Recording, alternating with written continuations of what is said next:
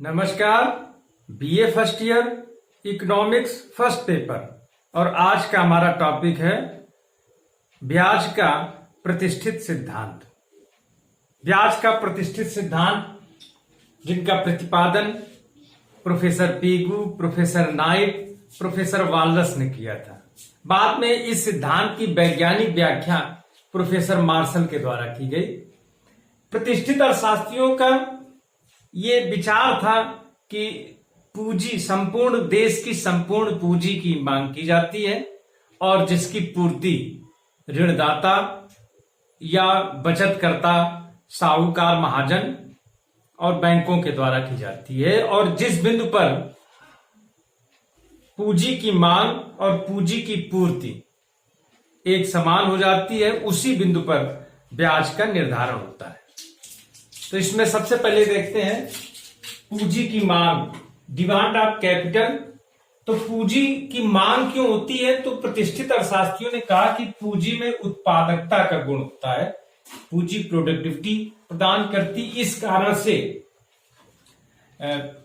उद्यमी या पूंजी प्रयोगकर्ता पूंजी की मांग करता है।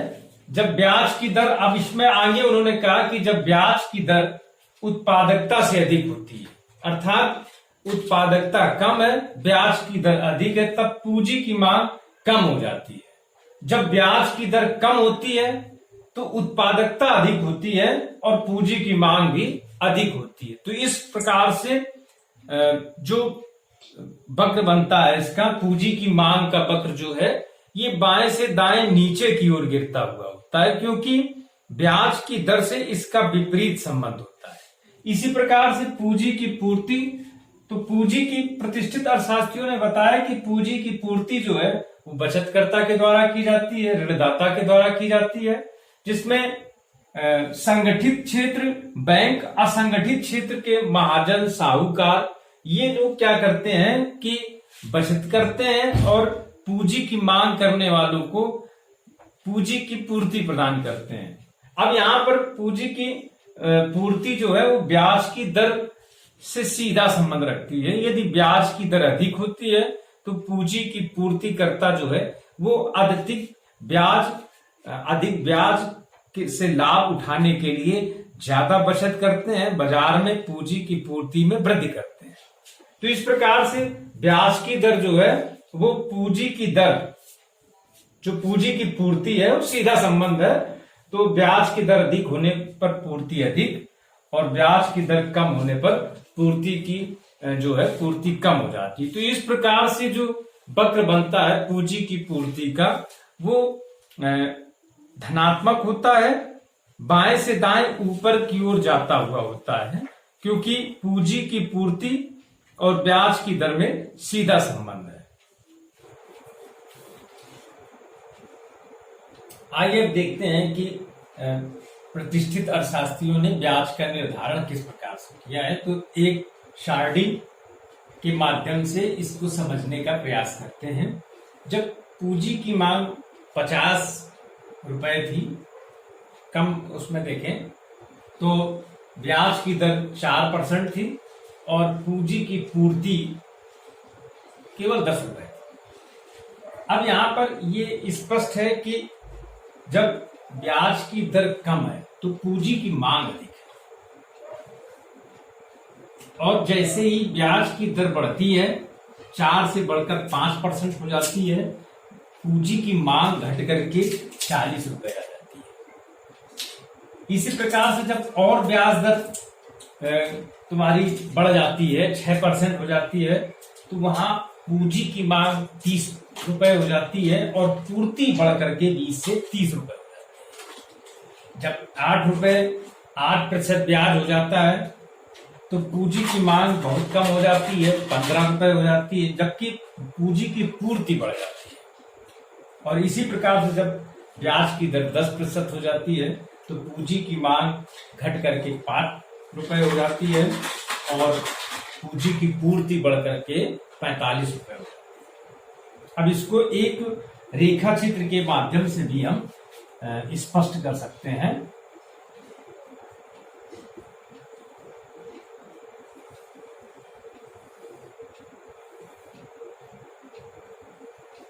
एक्स अक्ष और ये वाई अक्ष मूल बिंदु, और यहां पर पूंजी की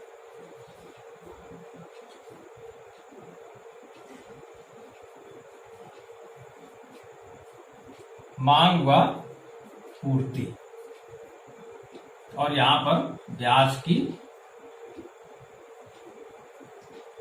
दर। पूंजी की मांग का जो वक्र होता है वो बाएं से दाएं नीचे की ओर गिरता हुआ होता है।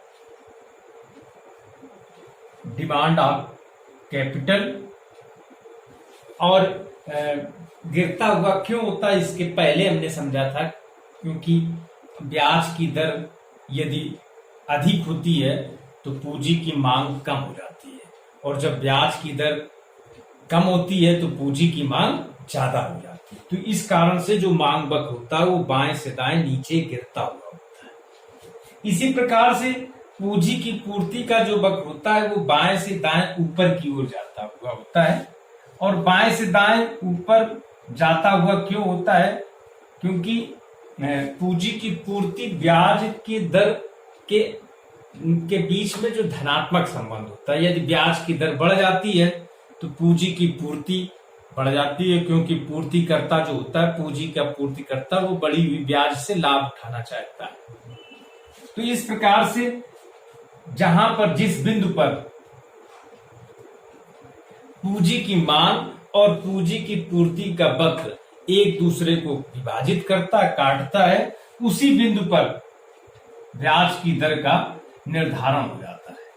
और इतनी वहां पर क्वांटिटी ऑफ मनी जो है उसका भी निर्धारण होता है कि QM जो यहां पर ये मांग और पूर्ति है किसकी, पूंजी की, इतनी ही QM मात्रा जो है ये OQM, इतनी ही मात्रा की पूंजी की मांग की जाएगी और इतनी ही मात्रा की बाजार में पूंजी की पूर्ति होगी, और ब्याज की दर OR निर्धारित होती है। इसी दर पर OQM मात्रा का बाजार में लेन देन होगा।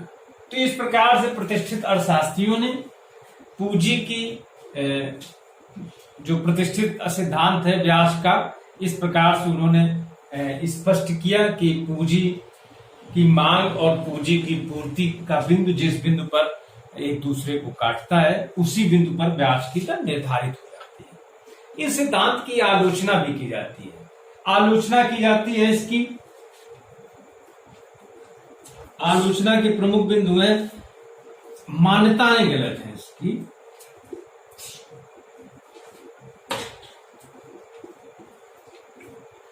ये सिद्धांत कुछ मान्यताओं पर आधारित है, वो मान्यताएं गलत है।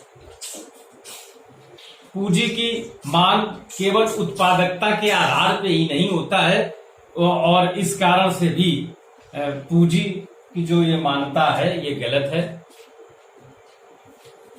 पूंजी के जो सीमांत उत्पादकता मार्जिनल एफिशिएंसी ऑफ कैपिटल की उपेक्षा की गई है, ये भी इस सिद्धांत की आलोचना की जाती है, और पूर्ण रोजगार के सिद्धांत, पूर्ण रोजगार की मान्यता भी गलत है। तो इस प्रकार से प्रतिष्ठित अर्थशास्त्रियों ने हमारे सामने ब्याज निर्धारण का एक वैज्ञानिक सिद्धांत प्रस्तुत किया। कुछ आलोचनाओं के बाद भी ब्याज का प्रतिष्ठित सिद्धांत बहुत ही महत्वपूर्ण सिद्धांत है।